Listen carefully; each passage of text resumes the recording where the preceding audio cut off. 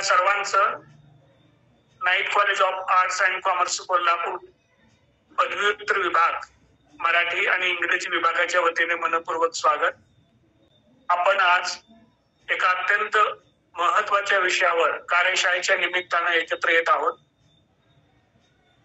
आपल्यापैकी अनेक विद्यार्थी पदव्युत्तर पातळीवर शिक्षण घेत आहेत किंवा काही विद्यार्थी पीएचडीचे संशोधन करीत आहेत. काही प्राध्यापक सुद्धा आपल्या या कार्यशाळेमध्ये जॉईन आहेत. केस स्टडी हा एक संशोधनामधला अत्यंत महत्वाचा भाग असतो. विशेषतः उपयोजित स्वरूपाचं संशोधन करायचं असेल किंवा अत्यंत मूलभूत स्वरूपाचं संशोधन करायचं असेल तर केस स्टडीचा अवलंब केला जातो.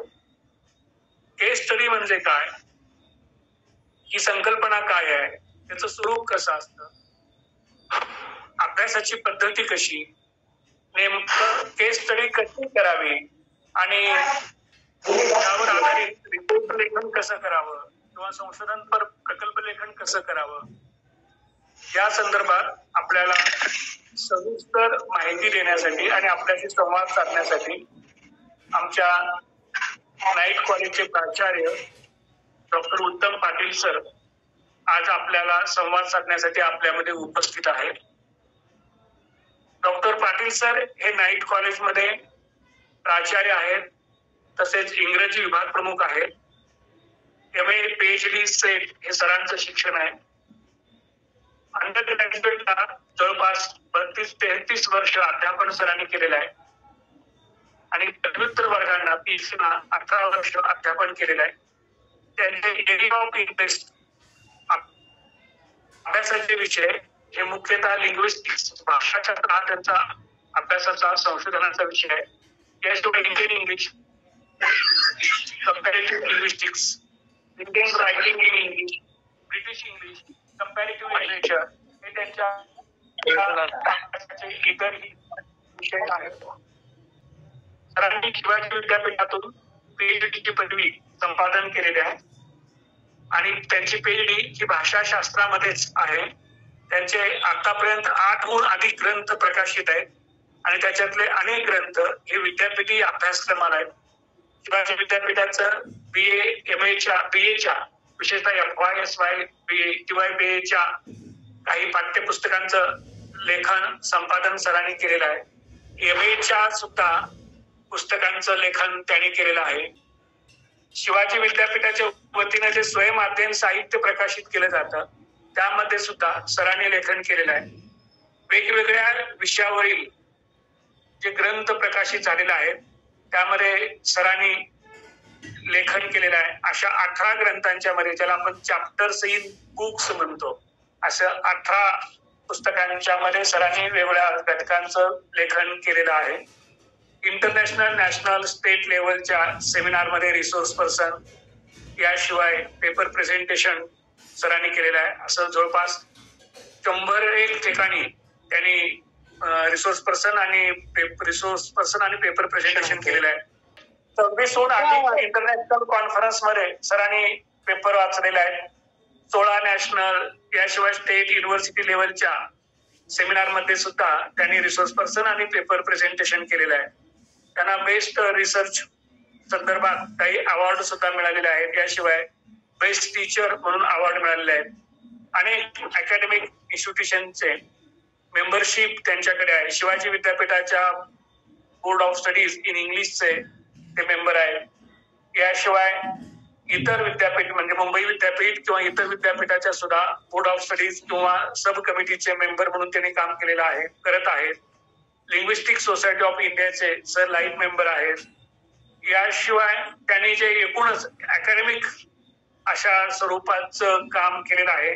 इंग्रजीचे एक व्यासंगी प्राध्यापक, संशोधक आणि एक अकॅडमिशियन असणारे आणि विशेषतः अध्यापनाची एक विलक्षण आवड असणारे सर आमचे प्राचार्य आहेत आणि ते आपल्याला आज केस स्टडी या अतिशय महत्वाच्या विषयावर आपल्याशी संवाद साधणार आहेत. सर सुरुवातीला मांडणी करतील आणि त्यानंतर तुम्हाला काही प्रश्न असतील, शंका असतील तर आपण आपलं नाव सांगून आपलं प्रश्न, शंका विचारू शकता. मी प्राचार्य डॉक्टर उत्तम पाटील सरांचं या कार्यशाळेमध्ये स्वागत करतो आणि सरांना विनंती करतो की त्यांनी केस स्टडी या विषयावर आपली मांडणी करावी. Good evening. I thank Professor Dr. Arun Shinde sir, who is the head of the Department of Marathi of Knight College of Arts and Commerce, Kolhapur, for such a long introduction. We have gathered on this virtual platform in order to discuss a method used in research, a method used in teaching learning process, which is called case study. यामध्ये सहभागी सर्व विद्यार्थी Arun Shinde sir, वास्तविक मला English आणि मराठीमध्ये बहुतांशी गोष्टी मी मराठीमध्ये तुम्हाला सांगण्याचा प्रयत्न करेन, कारण मराठीचे सुद्धा विद्यार्थी यामध्ये आहेत. सर्वच बाबी जर मी इंग्रजीमध्ये तुम्हाला स्पष्ट करायला लागलो तर कदाचित थोडासा कम्युनिकेशन गॅप राहू शकतो. असं काही नाही की तुम्हाला इंग्रजी समजत नाही असा माझा दृष्टिकोन किंवा मत अजिबात नाही, परंतु काय होतं की आपला हा विषय जो आहे तो मराठी आणि इंग्रजीच्या पदव्युत्तर विभागांच्या मध्ये अभ्यास करणाऱ्या विद्यार्थ्यांच्यासाठी आहे आणि ते पण साहित्य आणि भाषा यांचा अभ्यास करणाऱ्या पीजी स्टुडंट्स साठी आहे. तर आज हा विषय आपल्या खूप जिव्हाळ्याचा बनलेला आहे. याचं कारण असं आहे की नवीन राष्ट्रीय शिक्षण धोरण जे आलं, न्यू एज्युकेशन पॉलिसी, नवीन शिक्षण धोरण, या धोरणाबरोबर शिक्षणामध्ये बरेचसे बदल आता होत आहेत, बरेचशी स्थित्यंतर होत आहेत आणि या धोरणाचा एक मला जाणवलेला सर्वात महत्वाचा भाग म्हणजे शिक्षण हे विद्यार्थी केंद्री बनतंय किंवा विद्यार्थ्याला शिक्षण केंद्री बनवण्याचा हा एक प्रयत्न आहे. शिक्षण हे नेहमीच विद्यार्थी केंद्री असतं, परंतु विद्यार्थ्याला शिक्षण केंद्री बनवणं म्हणजे आजचा जो विद्यार्थी आहे तो प्रवेश घेतो, परीक्षा देतो, परंतु शिक्षणामध्ये तो किती रमतो याबद्दल बरेच मतमतांतर आहेत, मतप्रवाह आहेत. मग त्याला शिक्षण केंद्री बनवण्यासाठी मूल्यमापनाच्या वेगवेगळ्या क्लुप्त्या वापरण्यात येतात. अगदी 2024-25 पर्यंत मूल्यमापनाच्या ज्या पद्धती होत्या त्या आणि आता 25-26 ला एक नवीन पद्धती अंगीकारण्यात आली शिवाजी विद्यापीठामध्ये. ती म्हणजे आता आपले जे गुण आहेत त्यांची विभागणी करण्यात आली. विद्यापीठीय परीक्षांच्या साठी ज्या लेखी परीक्षा होणार आहेत विद्यापीठांच्या, त्याच्यासाठी 60 गुणांचा प्रश्नपत्रिका असेल किंवा 60% जे काही गुण असतील ते विद्यापीठीय परीक्षांच्या मधून विद्यार्थ्याला मिळवावे लागतील आणि निरंतर अंतर्गत मूल्यमापन, कंटिन्युअस इंटरनल इव्हॅल्युएशनचा भाग म्हणून 40 गुणांचा जो काही भाग आहे तो वेगवेगळ्या पीजी सेंटर्स मध्ये, महाविद्यालयामध्ये त्यासाठी काय केलेलं आहे, राखून ठेवलेलं आहे. आता या 40 गुणांच्या मध्ये विद्यार्थ्याला वेगवेगळ्या पद्धतीनं त्याचं मूल्यमापन केलं जातं. त्यातील म्हणजे पहिला जो भाग आहे तो मिड टर्म एक्झामिनेशन होईल, ती 10 गुणांची असेल. त्याच्यानंतर सेमिनार्स असतील, 10 गुणांचे असतील. त्यानंतर होम असाइनमेंट किंवा क्लास असाइनमेंट असेल, ती 10 गुणांची असेल. आणि केस स्टडी, MA फर्स्ट इयरला केस स्टडी हा एक मूल्यमापनाचा विद्यार्थ्यांच्यासाठी कदाचित तो नवीन असणार नाही, कारण ज्यावेळी आपण पदव्युत्तर शिक्षण घेतो त्यावेळी शिक्षणातील वेगवेगळे जे प्रवाह आहेत शिक्षणातील वेगवेगळ्या ज्या पद्धती आहेत त्यांची आपल्याला चांगल्या पद्धतीने जाण असते. आणि याचाच एक भाग म्हणून आपण काय करणार आहोत, केस स्टडी हा विषय कदाचित आम्ही म्हणतो की हा विद्यार्थ्यांच्यासाठी नवीन असेल. केस स्टडी या शब्दाकडे ज्यावेळी आपण पाहतो त्यावेळी आता ही इंग्रजी संकल्पना आपणाला मराठीमध्ये घ्यायची का? मग इथंच आपली मराठी आपण किती लवचिक बनवतोय. मराठी ही भाषा कशी इतर भाषांना समाविष्ट करून घेते आहे याचा एक चांगलं उदाहरण आज आहे, ते म्हणजे केस स्टडी ही संकल्पना. मराठीमध्ये आपण त्याला जशीच्या तशी वापर. आता तुम्हाला कळालं असेल की मूल्यमापन कशा पद्धतीनं होणार आहे.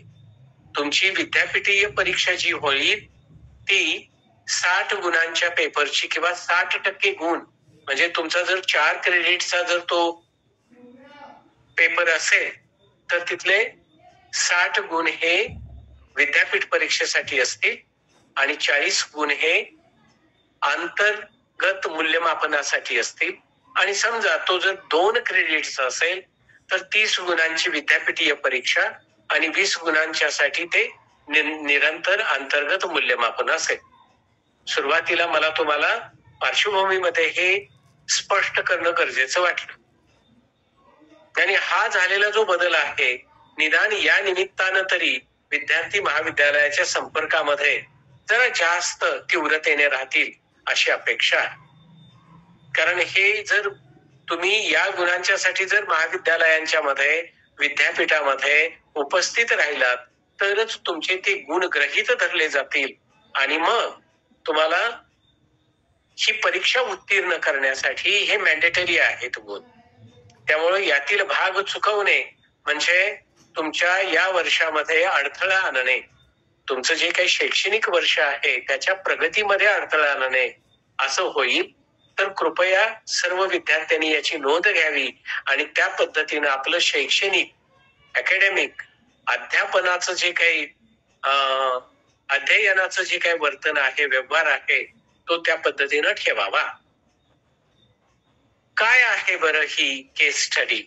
मराठीमध्ये याला काही शब्द आहेत, अगदी आपल्यामध्ये वापरायच्या गोष्टीच्या मध्ये जरी याचं भाषांतर करायचं म्हटलं तरी सुद्धा त्याला आपण विशिष्ट अभ्यास पद्धती म्हणू, विशिष्ट अभ्यास पद्धती किंवा त्याला स्थिती अध्ययन म्हणू किंवा त्याला प्रकरणाचा अभ्यास म्हणू किंवा अगदी एका वेगळ्या संज्ञेचा वापर करायचा म्हटलं तरी व्यष्टी अध्ययन पण म्हणू शकतो.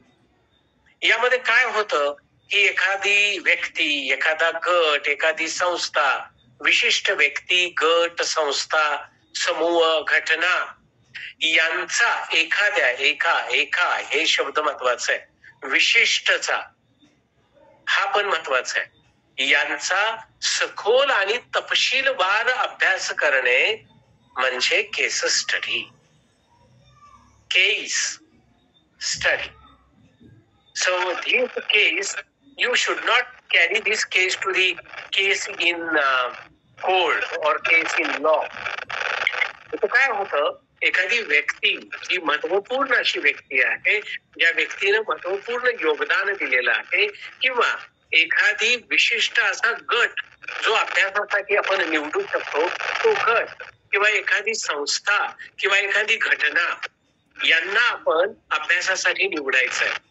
आणि मग त्याला निवडल्यानंतर त्यांचा अभ्यास म्हणजे त्या प्रकरणाचा अभ्यास, तो विशिष्ट अभ्यास किंवा त्याला आपण केस स्टडी असं म्हणायचं आहे. याचं खूप महत्व आहे अभ्यासामध्ये. केस स्टडी का वापरल्या जातात? कारण इथं होणारा जो अभ्यास आहे तो वरवरचा राहत नाही.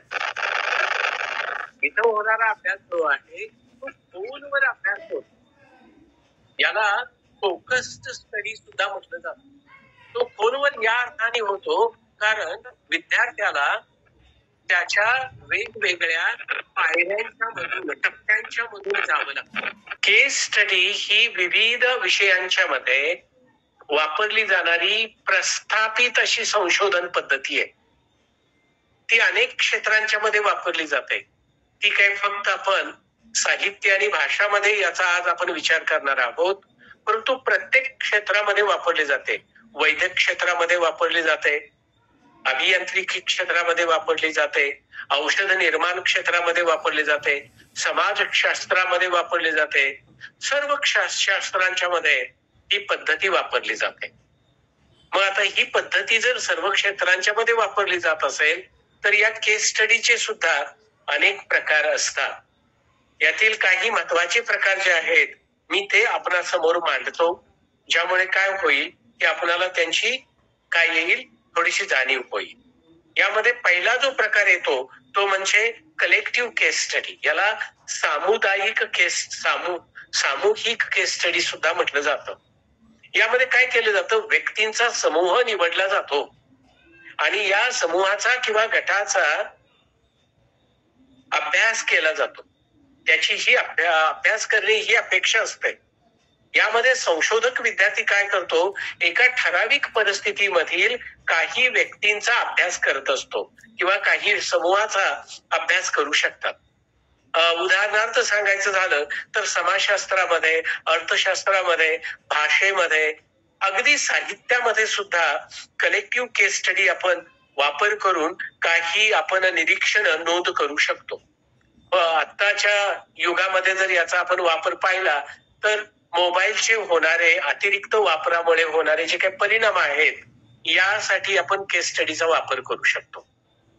भाषेमध्ये यायचं झालं तर तुम्ही एक विशिष्ट भाषेचं अध्ययन करणारा किंवा भाषा शिकणारा एक विशिष्ट गट तुम्ही निवडू शकता आणि त्या गटाचा अभ्यास करू शकता की या विशिष्ट वयामध्ये, विशिष्ट परिस्थितीमध्ये निवड केलेल्या गटातील सर्व जे काही घटक असतात, त्याचे जे काही मेंबर असतात, त्यांनी भाषेचं अध्ययन कोणत्या पातळीपर्यंत केलंय याचा अभ्यास होऊ शकतो. उदाहरणार्थ इंग्रजीच घ्यावं असं काही नाही, अगदी मराठीमध्ये सुद्धा घेऊ शकता. इयत्ता 10वी मध्ये अभ्यास करणाऱ्या ग्रामीण भागातील विद्यार्थ्यांचं मराठी भाषेचं आकलनाची पातळी किती आहे याचा अभ्यास करण्यासाठी आपण सामूहिक केस स्टडी हा प्रकार वापरू शकतो. किंवा साहित्यामध्ये वापरायचं असेल, मी सर्व एकत्र कव्हर करत जातो, म्हणजे काय होईल की नंतर आणखी त्याचा आपल्याला फारसा वेगळा असा विचार करण्याची गरज भासणार नाही. साहित्यामध्ये का बरं आणू शकत नाही, आपण आणू शकतो ना. उदाहरणार्थ विशिष्ट प्रकारच्या पद्धतीचा वापर करून, संहितेचा वापर करून साहित्य निर्माण करणारे जे काही लेखक असतात त्यांच्या साहित्य कृतींचा अभ्यास करणे, दलित साहित्याचा अभ्यास करणे, दलित साहित्यामधील सुद्धा स्त्री साहित्याचा अभ्यास करणे, हे प्रकार जे आहेत हे प्रकार आपण कलेक्टिव्ह केस स्टडी मध्ये आणू शकतो. मग अशा पद्धतीच्या लेखकांची यादी बनवणे, त्यांनी निर्माण केलेल्या साहित्य प्रकारांचा, उदाहरणार्थ त्यामध्ये आणखी आपण काय करू शकतो, ग्रुप करू शकतो, वेगळे कलेक्शन्स करू शकतो. म्हणजे स्त्री लेखिका त्यांच्या कवितांचा फक्त अभ्यास करू शकतो, कादंबऱ्यांचा अभ्यास करू शकतो, कथांचा अभ्यास करू शकतो. अशा पद्धतीनं genre wise you can go by genre wise, म्हणजे वाङ्मय प्रकारांच्या पद्धतीनं सुद्धा आपण जाऊ शकतो. यानंतर दुसरी जी केस स्टडीचा प्रकार येतो तो आहे डिस्क्रिप्टिव्ह केस स्टडी. याला मराठीमध्ये वर्णनात्मक केस स्टडी असं म्हणतात. आणि याची सुरुवात मात्र सिद्धांतापासून होते.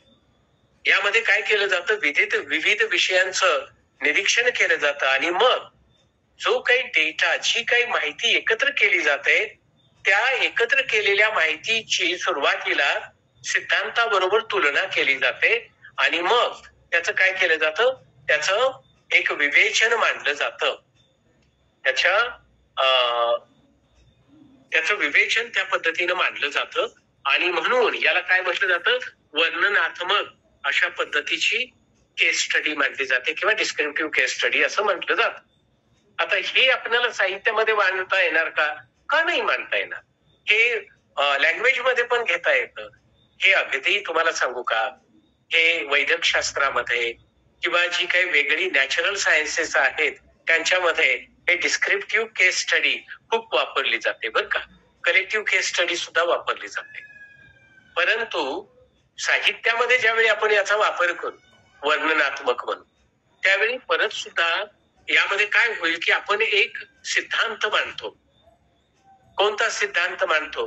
की दलित जाणीवांचं प्रगटीकरण होणारे साहित्य आहे, अशा पद्धतीचे एक आपण गृहीतक धरू किंवा सिद्धांत मांडू. आता या निमित्तानं आपण काय करू? या निमित्तानं आपण वेगवेगळ्या लेखकांचा अभ्यास करू आणि तो वेगवेगळ्या लेखकांचा अभ्यास करून आपला जो सिद्धांत आहे त्याची आणि त्या अभ्यासाची तुलना करून मग आपण त्याचे काय करू शकतो? त्याचे जे काही निष्कर्ष आहेत ते मांडू शकतो. आणि हा केस स्टडीला खूप चांगला विषय होतो. हा केस स्टडीचा जो प्रकार आहे वर्णनात्मक केस स्टडी किंवा डिस्क्रिप्टिव्ह केस स्टडी, हा आपण तिथं मांडू शकतो. भाषेमध्ये सुद्धा मांडू शकतो. उदाहरणार्थ इंग्लिशचे जर विद्यार्थी असतील तर त्यांच्यासाठी मी एक उदाहरण देऊ शकतो तुम्हाला. आपण सिद्धांत इथं काय मांडू शकतो? फ्रिकेटिव्ह English fricative sounds are difficult to produce for the Marathi speakers of English. हा एक आपण काय करतो? मत मांडतो आणि मग त्या अनुषंगानं डेटा कलेक्ट करायला सुरुवात करतो. How Marathi speakers speak English and how they pronounce, how they utter, how they articulate English fricative. आपण मांडलेला सिद्धांत आणि मिळवलेला डेटा यांची तुलना करून आपण निष्कर्ष मांडू शकतो किंवा ते का होतं याची कारण मीमांसा सुद्धा याचं चर्चा करू शकतो आपण तिथं. लँग्वेजच्या बाबतीमध्ये झालं, लिटरेचरच्या बाबतीमध्ये आपण तेच घेऊ शकतो. तिसरा जो प्रकार येतो तो आहे स्पष्टीकरणात्मक केस स्टडी किंवा एक्सप्लेनेटरी केस स्टडी. यामध्ये काय होतं? इथे ही केस स्टडी सहसा तपासणी करण्यासाठी वापरली जाते. एखादी गोष्ट का घडली? फॉरेन्सिक सायन्स मध्ये याचा खूप वापर होतो. स्पष्टीकरणात्मक स्टडी किंवा केमिस्ट्रीमध्ये, फिजिक्समध्ये, नॅचरल सायन्सेस मध्ये, वैद्यकशास्त्रामध्ये याचा खूप वापर होतो. यासाठी त्याचा वापर करू शकतो विद्यार्थ्यांच्या, आपल्या मुलांच्या, आणि म्हणून याला आंतरिक केस स्टडी असं म्हटलं जातं. मग केस स्टडीच्या हे एवढे ढोबळमानाने एवढे प्रकार आहेत. केस स्टडी तसं पाहिलं तर साधारणपणे केस स्टडी जवळजवळ कोणत्याही व्यक्ती, गट, संघटना, विश्वास प्रणाली किंवा कृतीवरती प्रकाश टाकू शकते बरं का. केस स्टडी मध्ये एक निरीक्षण असणे आवश्यक नाही. इथं एकाच निरीक्षणाला आपण चिकटून राहत नाही. इथं असंख्य निरीक्षण असू शकतात, त्यांचा समावेश असू शकतो. ते एकाच कालखंडातील असू शकतात, अनेक कालखंडातील असू शकतात, एकाच व्यक्तीविषयीचे असू शकतात, अनेक व्यक्तीविषयीचे असू शकतात. ही केस स्टडी ही परत एकदा मी रिपीट करतो, सामाजिक शास्त्रामध्ये वापरली जाते, नैसर्गिक विज्ञान शास्त्रामध्ये वापरली जाते, मानव्य शाखांच्या मध्ये वापरली जाऊ शकते. त्यामुळे याला कोणतीही अशी मर्यादा नाहीये. वास्तविक केस स्टडीच्या भरपूर अशा व्याख्या आहेत, परंतु त्या व्याख्यांच्याकडे आपण न जाता केस स्टडी कशा पद्धतीनं करावी याचा एक ढोबळमानाने मी तुम्हाला काय करतोय, गोषवारा देतो. अखंड 40-45 मिनिटांच्या या चर्चेमध्ये सर्वच गोष्टी मांडल्या जाऊ शकतात असं काही नाही. परंतु काय करू शकतो आपण? एक विषय निवडू शकतो आणि त्या विषयाला अनुसरून वेगवेगळ्या टप्प्यांच्या मध्ये आपण केस स्टडी मांडू शकतो. आणि मी इथं तुम्हाला मराठी साहित्य, इंग्रजी साहित्य आणि भाषा अशा तिन्ही प्रकारामध्ये मी विषय देऊन काय करेन की त्याचे वेगवेगळे टप्पे जे आहेत, केस स्टडी कशा पद्धतीने लिहावी, ती कशा पद्धतीने करावी, याविषयी आपण आता चर्चा करू थोडक्यामध्ये. राईट. वास्तविक जॉन गेरिंग यांनी काय केली, केस स्टडी या दृष्टिकोनाची एक व्याख्या दिलेली आहे. एकाच युनिटचा किंवा लहान संख्येच्या युनिट्सचा म्हणजे केसेसचा सघन सखोल अभ्यास म्हणजे केस स्टडी. यामुळे काय होतं, समान अशा केसेसचा एक मोठा वर्ग समजून घेता येतो. ओके. म्हणून केस स्टडी आपण वापरू शकतो. आता इथं लोकसंख्याच यावी असं काही नाहीये. आपणाला याला लिटरेचर मध्ये, लँग्वेज मध्ये पण याचा आपण वापर करू शकतो. आपण आता काय करू शकतो आणखी यामध्ये आणखी एक महत्वाची गोष्ट मी तुम्हाला इथं सांगेन. आणि आपण पुढे जाऊ. उदाहरणार्थ मला तुम्हाला सांगायचं आहे काय की त्याचा वापर कशा पद्धतीनं करायचा. ओके, सर्वात महत्वाची गोष्ट म्हणजे केस स्टडीचा विषय. सर्वात प्रथम आपण कशाबद्दल केस स्टडी करणार आहोत, लिहिणार आहोत, तो विषय ठरवावा लागेल बरं का. तुम्ही ठरवलाच नाही तर कसा विषय होणार बरं. म्हणजे संशोधनाला सुरुवात करण्याच्या अगोदर संशोधनाचा विषय आपल्याला त्याची जाण येत नाही.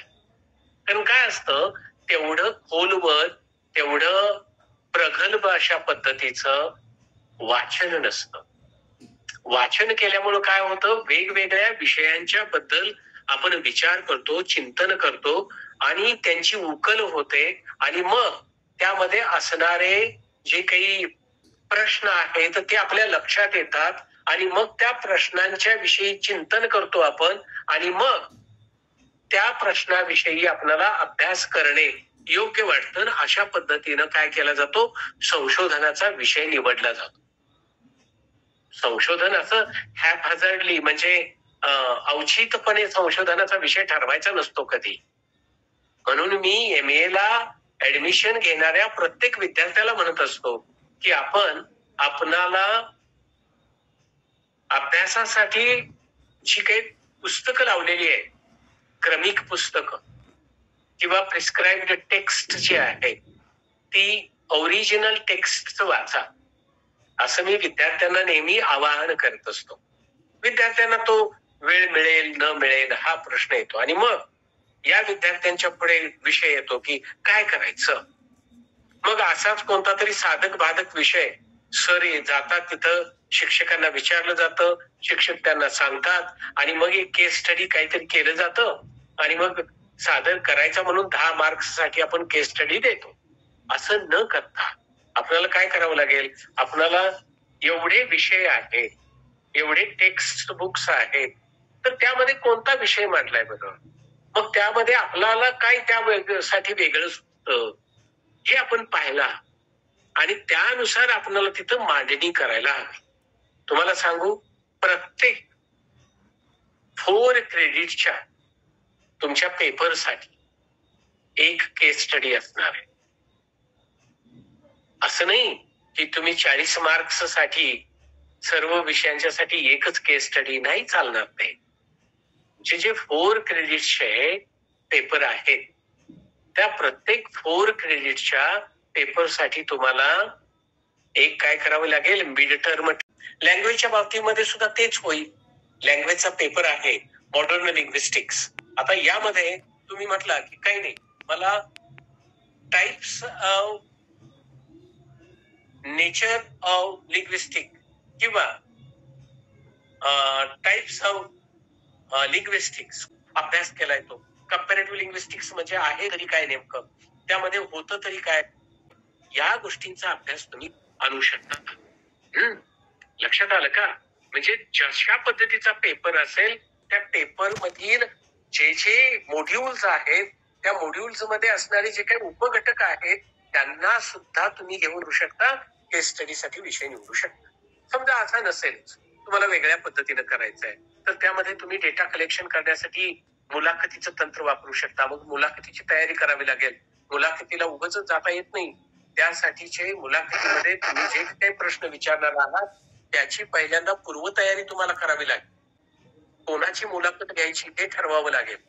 तर यातून काय होतं, हे आपण कॅज्युअली घेऊ शकत नाही.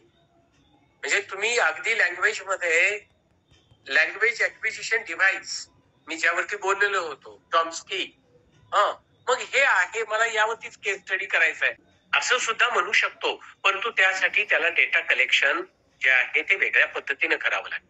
मग मुलाखतीचं तंत्र आपण वापरू शकतो. मुलाखतीच्या साठीचे जे काही प्रश्न असतील त्याची आपणाला योग्य पद्धतीनं नियोजन करावं लागेल. कोणता प्रश्न सुरुवातीला विचारायचा, त्या प्रश्नांची यादी बनवावी लागेल. त्याला वेळ द्यावा लागेल. किती कालखंडामध्ये तुम्ही मुलाखत घेणार आहात हे निश्चित करावं लागेल. त्याशिवाय तुमची जी काही माहिती आहे संशोधनासाठीची ती तुम्हाला मिळणार नाही. आणि मुलाखत अशी कशी घेऊ शकणार नाही. त्या व्यक्तींच्या तुम्हाला काय करावं लागतील, वेळा घ्याव्या लागतील, अपॉइंटमेंट्स घ्यावे लागेल. आणि मग या व्यक्तीने दिलेली माहिती त्यांची संमती असेल तरच घेतली जाते बरं का. अन्यथा तुम्ही ते कुणावरती लादू शकत नाही. तशा पद्धतीचे काही काही वेळेला करार करावे लागतात. मग ही प्रश्नांची यादी तयार करून मग यातून मुलाखत असेल, वाचन असेल, श्रवण असेल, वेगवेगळे आता व्हिडिओज, ऑडिओज उपलब्ध आहेत. गुगल वरती माहिती आहे, वेगवेगळ्या वेबसाईट्स वरती माहिती मिळते.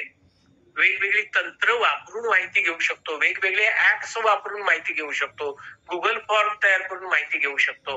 अशा पद्धतीने जे माहितीचं संकलन होईल, या माहितीच्या संकलनाचं विश्लेषण करावं लागेल. हे विश्लेषण पण महत्वाचं आहे. आपण जमा केलेली माहिती एका ठिकाणी आपल्याला संकलित करावी लागेल.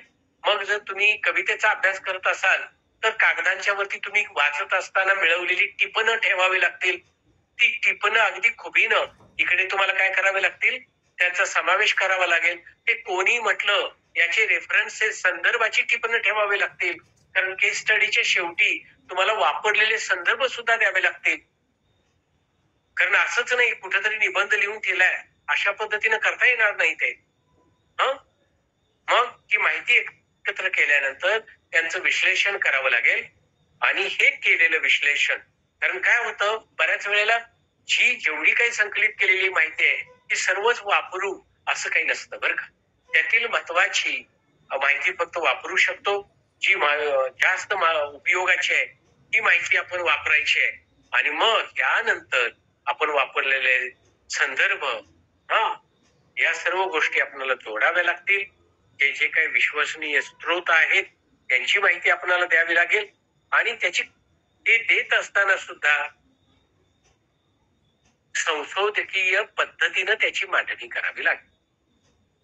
कोणत्या पद्धतीनं तुमचे रेफरन्सेस, संदर्भ तुम्ही तिथं देताय याची पण तुम्हाला माहिती करून घ्यावी लागेल.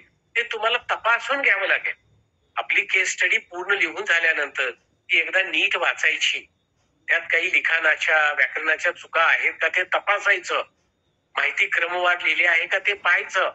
संदर्भ व्यवस्थित दिलेले आहेत का ते पाहायचं. आणि मग अशा पद्धतीनं तुम्ही काय करू शकता, तुमची केस स्टडी पूर्ण करू शकता. आता मी तुम्हाला फक्त काय करेन, साहित्यातील एक उदाहरण मी देतच आलेलो आहे. परंतु आता या लेवलला एक अंतर्गत मूल्यमापनाचा भाग म्हणून मी तुम्हाला परत एकदा सांगतो की समजा तुम्ही एखादी कादंबरीच्या पेपरला कादंबरी निवडला तर त्या कादंबरीतील, त्या कादंबरीमधून व्यक्त होणारा कोणताही एक प्रश्न, कोणताही एक पैलू तुम्ही निवडू शकता. त्या दृष्टीनं त्या कादंबरीचं पूर्ण वाचन करा, त्याच्या नोंदी मिळवा, त्या पैलूवरती कुठं काम झालंय का पहा, त्या पण गोष्टींची माहिती मिळवा.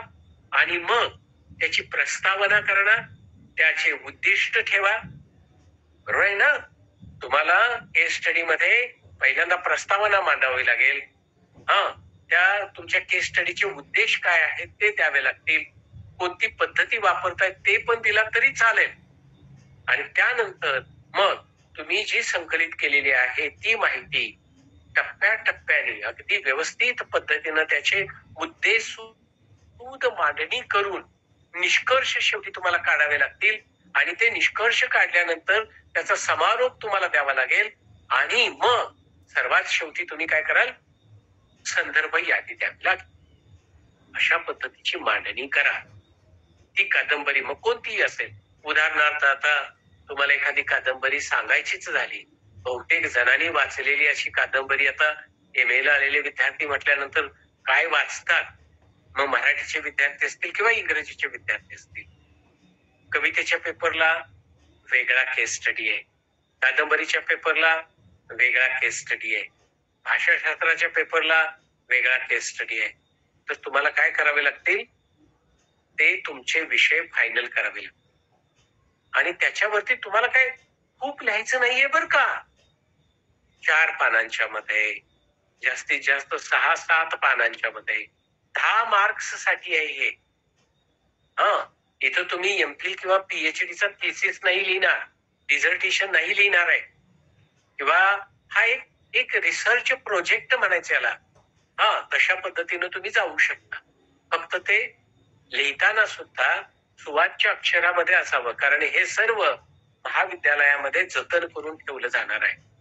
तुम्ही म्हणाल चालते की परत कधी तर देऊ, नाही चालणार, कारण हे याचं संकलन करून व्यवस्थित ठेवायला पाहिजे.